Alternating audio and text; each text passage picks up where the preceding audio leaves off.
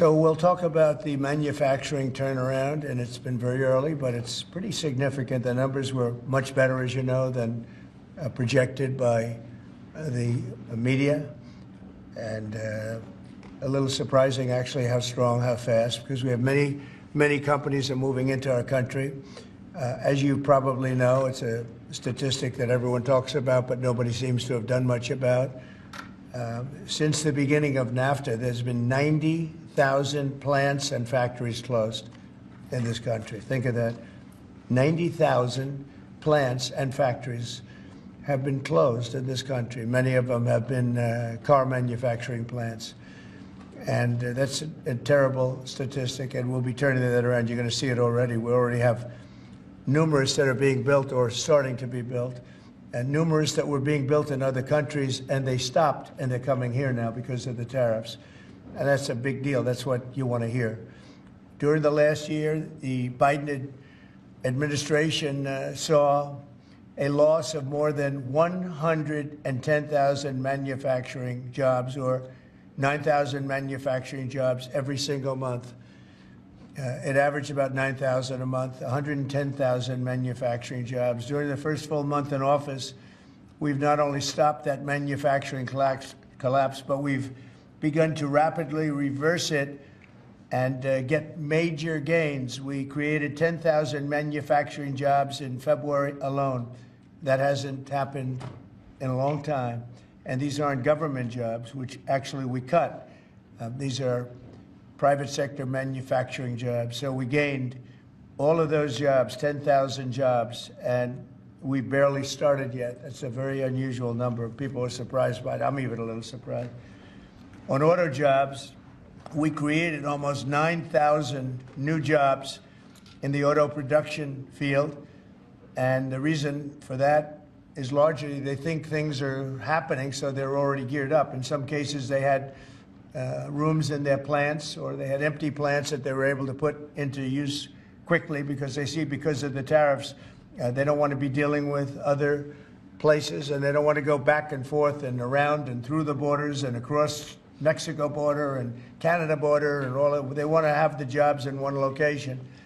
And they've had space, and if they had space, they were able to create the jobs almost immediately. In some cases, they'll be building plants to take care of those jobs. So we created 9,000 new jobs already in the auto production, auto parts manufacturing.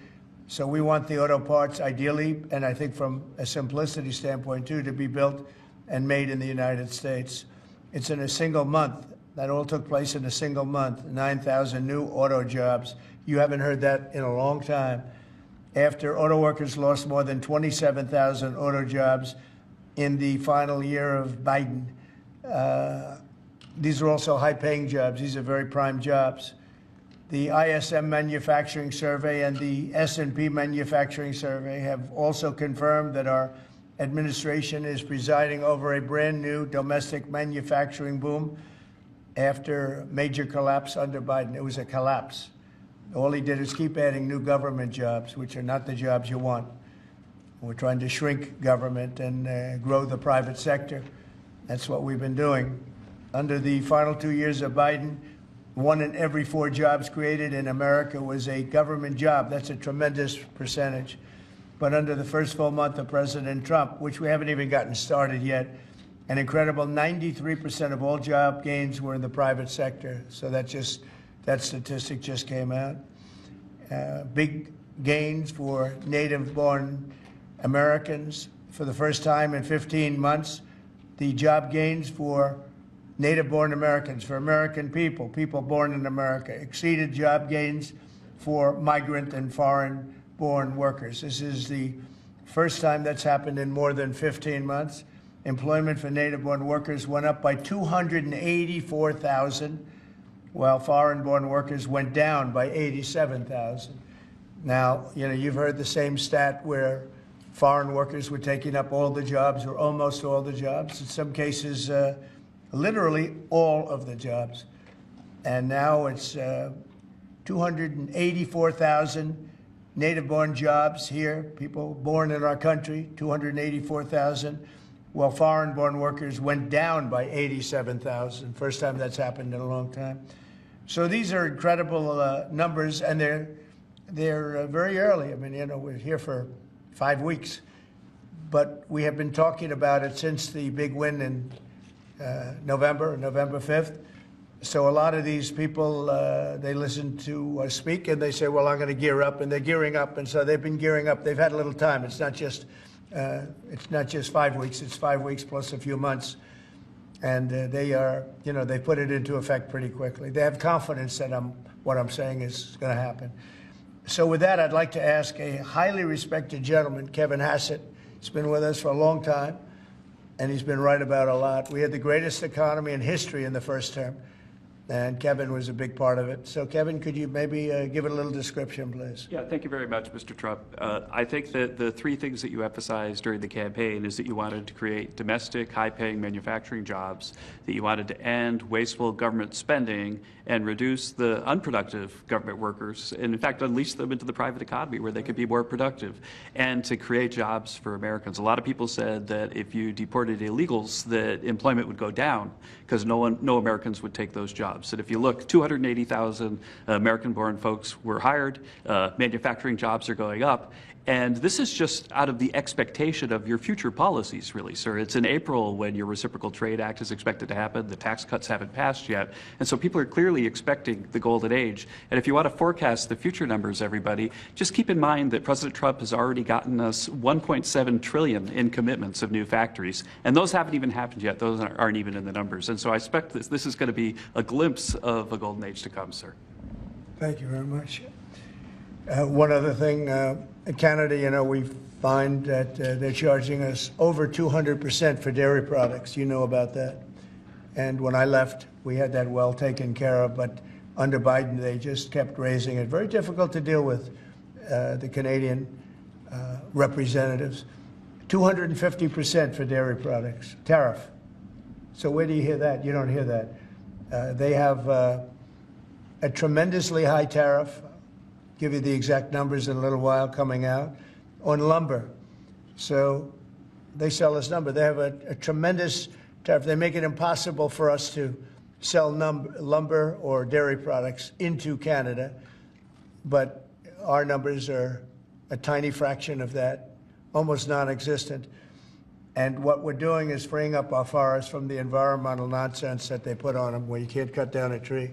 And we have to cut down trees in order to build the firewalls. And those trees are sold, but we're freeing it up on an emergency basis because Canada has been ripping us off for years on tariffs for lumber and for dairy products. 250%, nobody ever talks about that. 250% tariff, which is taking advantage of our farmers, so that's not going to happen anymore. They'll be met with the exact same tariff unless they drop it, and that's what reciprocal means. And we may do it as early as today, or we'll wait till Monday or Tuesday. But that's what we're going to do. We're going to charge the same thing. It's not fair. Never has been fair. And they've treated our farmers badly. Look, our country's been ripped off by everybody, and that stops now. I had it stopped in my first term, and we're going to really stop it now because this has been very unfair. Our country, from an economic standpoint and financial standpoint and a trade standpoint, has been absolutely ripped off by almost every country in the world. Canada, Mexico, and then you just go right down the line. India charges us massive tariffs, massive. You can't even sell anything into India. It's almost restrictive. It is restrictive. You know, we do very little business inside. They've agreed, by the way, they want to cut their tariffs way down now because somebody's finally exposing them for what they've done. And same thing with China, same thing with a lot of other countries. And the EU has been a terrible abuser of this country. I mean, the EU was formulated in order to take advantage of the United States, and they have taken it, but they're not taking advantage when I'm in charge. So sometimes you'll hear some negative things. It's always from outside countries. America will be very strong. And, you know, if I'm a foreign country, they're going to do fine. But they can't do like they used to do because we're going to bring back our business into this country. We need it from a job standpoint. We need it from even just a psychological standpoint. Think of it, 90,000 factories are gone since the beginning of NAFTA. So we're not going to have that, and we're going to see them build it back. Now we've already had 5 major automobile companies. First time you've heard this in a long time, since my first term actually, where we were really rocking and rolling, and then Biden came in and he stopped everything, like such a stupid thing to do, not even a believable thing. But we have many auto plants now coming in. We have big chip plants. We have the biggest chip company in the world, most powerful, probably one of the most powerful companies in the world. Wouldn't you say, Kevin? And he's coming in, and they're building one of the largest chip plants in the world. That'll be done in Arizona, mostly in Arizona. And that'll give us a big percentage. That one plant will give us a big percentage of the chip market, something we have very little of. You know, we used to have Intel, and Intel was run by a man named Andy Grove. And Andy Grove was a tough, smart guy. I used to read about him when I was a young man, and he did an incredible job. He really dominated the chip business. And then he died, and I guess they had a series of people that didn't know what the hell they were doing, and we gradually lost the chip business, and now it's almost exclusively in Taiwan. They stole it from us. They took it from us, and I don't blame them. I give them credit. I blame the people that were sitting in this seat because they allowed it to happen. We could have protected that so easily. But so we had the chip business, and now it's all in Taiwan, almost exclusive, a little bit in South Korea, but mostly in Taiwan. And it's very important. Everything you do, everything you touch is now about chips. The brake of a car, cars have chips all over the place. I was reading an article the other day where they talk about the brakes of a car are loaded up with chips. Who would think that a brake has a chip in it? But it's all about chips. So that was a big thing. And they'll be investing hundreds of billions of dollars in this country, and we'll be taking back a big, big portion of that industry. We have others coming in too.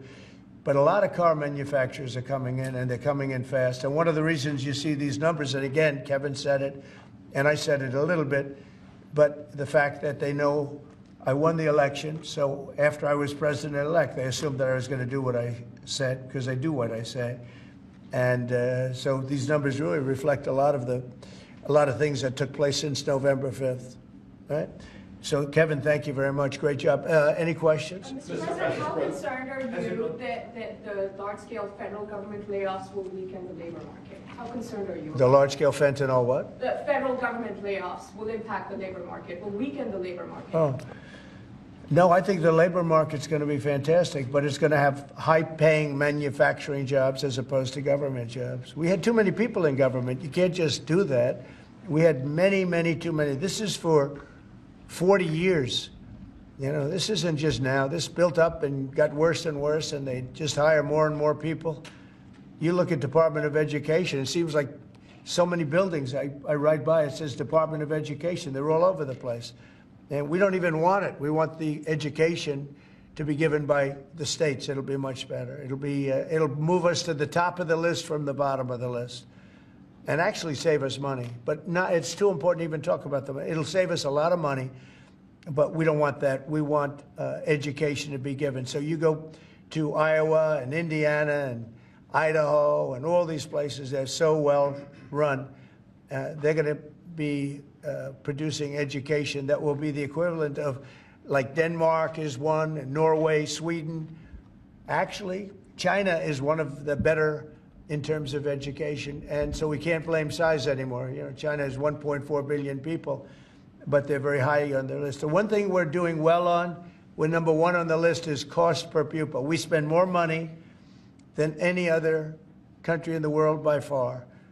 So I jokingly say the one thing we do well on is the cost. We spend more money, and yet we're toward the bottom of the list. Yeah. Mr. President, I want to ask you, the joint address, millions of Americans watched your joint address earlier this week, where you warned that there could be a little disturbance that Americans could feel as a function of these taxes, these tariffs. How much disturbance are you willing to accept in the near term as a function of that? And to set expectations, how long should Americans expect things to cost a bit more? Well, so far, Peter, there hasn't been very much, because these numbers are coming out. We're here for just a little over 4 weeks. And these are fantastic numbers. I was watching some of the reports this morning. They were surprised. There could be some disturbance, a little bit of disturbance. I solved a little bit of that because I have respect for our auto companies, and I gave them a little bit of a 1-month reprieve because it was unfair, although I'm sure they'll take advantage of it. I see they're driving a lot of cars into the U.S. to try and avoid the tariffs, and they're taking advantage of it a little bit. But they called me, they asked me, they said, could they have a little bit of help? And I decided, they're American companies, USMCA, and I let them have that. But this really kicks in, the reciprocals, kicks in on, let's see, I guess the 2nd. And I wanted it to be the 1st so badly. Just didn't want to be on April Fool's Day. So I made it the 2nd. That's going to cost a lot of money. That one day is going to cost a lot of money, but that's okay. But I don't see it. I don't see anything. I see good reports. I think we're going to have good numbers from the beginning. Now, globalists won't love this because this brings jobs back to America. So if they're coming back to America, maybe you'll lose some in other parts of the world. But the other parts of the world have done very well, and they'll continue to do very well. But I think the United States is going to be doing record business. We'll bring a lot of those 90,000 factories that have been lost over the last number of years. It's been, it's hard to believe. 90,000, think of what 90,000 is. 90,000 plants and factories are gone. We're going to bring back many of those plants and factories. One day the tariffs are on, the next day they're off. Right now the markets, as you know well, prefer stability. Are you done going forward with the pauses and the carve-outs? Is that it for those? There'll always be changes and adjustments, and you can't just. I could have, for instance, told the American car companies, "No, I'm not going to give you anything," and then you wouldn't have had to say, "Well, they're getting a little extra." It's just a little bit of a 1-month reprieve. They're very happy about what's happening. They won't have to go across borders, and you see the zigzagging. You have a fender made in Canada, you have something else made in Mexico. We don't want that. We want it made here. But there'll always be some modifications. I mean, if you have a wall in front of you, sometimes you have to go around the wall instead of through it. But I think very little. I think very little. On occasion, if we can do something, we want to help companies. We want to help companies create jobs. So I could have left that, and you wouldn't have had a minor change. Instead, I was asked by the real majors, the big majors, if they could do this. And I said, yeah, I'll do it. I want you to produce a lot of jobs. And numerous of the people, actually all of the people I spoke to have already been, they're very much on the way to already do it. That's why you have auto jobs increase. And the man, I don't know him, Sean Fain, I don't know him, and I did great, as you know, with the auto workers, with the Teamsters, with unions. I did fantastically well, best numbers ever by a Republican. And I have a lot of respect for those people. But Sean Fain, who I don't know, but wasn't a supporter, although the auto workers were big supporters. I watched him last night, and he said, Donald Trump is absolutely right on tariffs. He said, what he's doing on tariffs is an incredible thing. And it's about time somebody had the guts to do it, because we're going to save auto manufacturing. And I said to people when I was campaigning, you're going to have so many auto jobs, you're not going to believe what's going to happen. We're going to load up Michigan. I won the state of Michigan, as you know. And part of the reason I won it was I got a lot of auto workers that voted for me, Detroit, et cetera. But I think people are going to be very surprised. Yes? Thank you, Mr. President. You mentioned in your remarks chips manufacturing, how a significant percentage is now in Taiwan. You also mentioned it in your address to Congress, and you called on Congress to overturn the CHIPS Act, which had bipartisan support in the last Congress. Why would you like to see this particular law overturned, Mr. President? Because it's hundreds of billions of dollars, and it's just a waste of money. Now, some people have already taken the money and used it. Actually, it's very hard to qualify because they go by race, they go by gender, they go by all sorts of things. Nobody's ever seen anything like it. You won't be able to find those people. So I don't even think anybody can qualify. They have so many different categories. In order to qualify, you have to have so many of a certain race, a certain gender, a certain this, a certain, and I don't think they can qualify, but if they take the money, they better qualify because they'll be watching them. But it's a tremendous waste of money. I didn't give the greatest chip company in the world, one of the greatest companies, I didn't give them 10 cents. They came here because of tariffs, because they didn't want to pay the tariffs. And they also came here because they like the results of the election, because they know that I'm very pro-business and pro-jobs. I mean, I'm pro-business, not for business sake. I'm pro-business because of jobs, because business is producing the jobs. Okay? Mr. President, President of Russia, if I may, President Putin is bombing Ukraine. Yeah. Do you still believe him when he tells you that he wants peace? Yeah, no, I believe him. I believe him. I think we're doing very well with Russia. But right now they're bombing the hell out of Ukraine, and Ukraine, I'm finding it more difficult, frankly, to deal with Ukraine. And they don't have the cards. They don't have the cards. As you know, we're meeting in Saudi Arabia on sometime next week, early. And we're talking, I find that in terms of getting a final settlement, it may be easier dealing with Russia, which is surprising because they have all the cards. I mean, they're bombing the hell out of them right now. And I put a statement in, a very strong statement. Can't do that. Can't do that. Mr. President. We're trying to help them. And Ukraine has to get on the ball and get a job done. Michael, could you come up here? I see Michael back there. Yeah, good. I'm glad. He's traveling all over the world. I just saw him come in the door. Could you give a little definition of what's going on, please? Sure. Well, the president has been crystal clear, and he's been clear to all sides. The fighting has to stop. Both sides need to get to the table. We had a good engagement. Both leaders have said only President Trump could do so, and only he has been able to do so. We had an initial engagement with the Russians. The Ukrainians had a great opportunity to bind our economies together through that mineral deal. Unfortunately, that didn't go so well, but we think we're going to get things back on track. Secretary Rubio, myself, and the Ukrainian delegation will be meeting in Saudi Arabia next week to get these talks back on track, get the ceasefire in place, and drive peace home under President Trump's leadership. President, you put out. I think both parties want to settle. I think if I wasn't president, this war would have had no chance of settlement, zero chance. But I think we're going to get it settled and stopped. We got to stop. They're losing on average 2,000 soldiers a week. That's a lot of soldiers. Do you agree, Peter? It's a lot of soldiers on both sides, I agree. Do you, Mr. President, think that Vladimir Putin is taking advantage of the U.S. pause right now on intelligence and military aid to Ukraine? No, I actually think he's doing what anybody else would do. I think he wants to get it stopped and settled, and I think he's hitting them harder than he's been hitting them. And I think probably anybody in that position would be doing that right now. He wants to get it ended, and I think Ukraine wants to get it ended, but I don't see, it's crazy. They're taking tremendous punishment. I don't quite get it, but I suspect, Michael, he probably wants to get it ended. He does, Mr. President. The Russians are taking incredible losses on the front. As the president has said, this is a meat grinder of people, of material, of national treasure, and no one else has any solutions except to let this war continue forever. But I'll add, the president has had multiple conversations and a visit from President Macron of France, Prime Minister Starmer of the United Kingdom. We have the NATO Secretary General coming next week. We have this meeting with the Ukrainians. We've had it with the Russians. All of this in the president's first month in his leadership.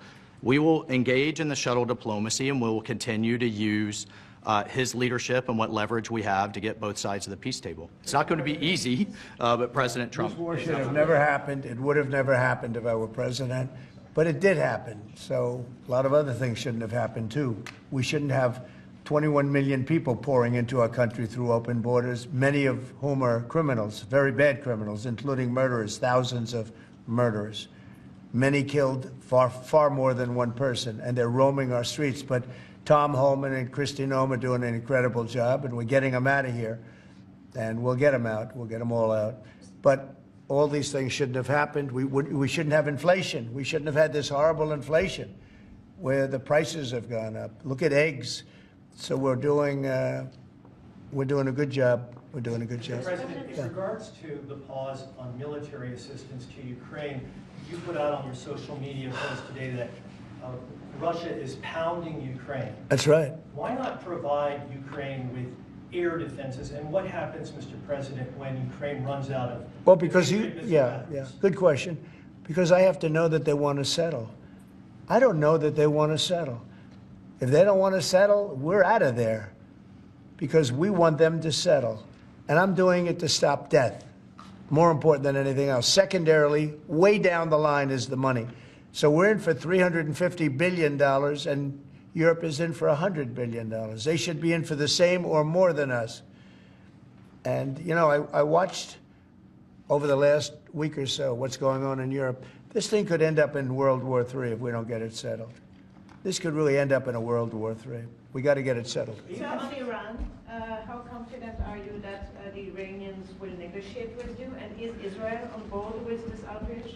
Yeah, I saw the hostages the other day. They came in, people that were not young, some young and some older, much older.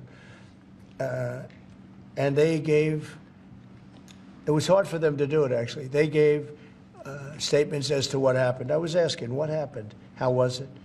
I said, did you see anybody in there that was kind, like out of the hundreds of people that you were seeing, Hamas? Did some of them wink at you and say, don't worry, you're going to be okay, or give you a piece of bread, or no? I said, were there any people that were, like, kind? I was shocked. The answer was nobody. There was nobody. Just the opposite. They'd be slapped and punched. One man broke his ribs. He couldn't breathe for a month. It was brutal. I was so surprised. Could you think there'd be a couple of people that would be kind, that would say, you're going to be okay? But they had none of that. It's pretty amazing. Brian? Thank you, Mr. President. He's a kind person. Well, according to... Although not to Zelensky, he wasn't. Well, you know what, that's another But to Trump, he's been good. Go ahead, Brian. Nice tie, by the way. Look, we coordinated. Two questions. One on peace. Why don't you think any other European countries are offering a peace deal? It seems like no one's come to the table for peace except for you. Yeah. It's a very good question. Sometimes questions aren't answerable. They're in a very unusual position. They don't know how to end the war.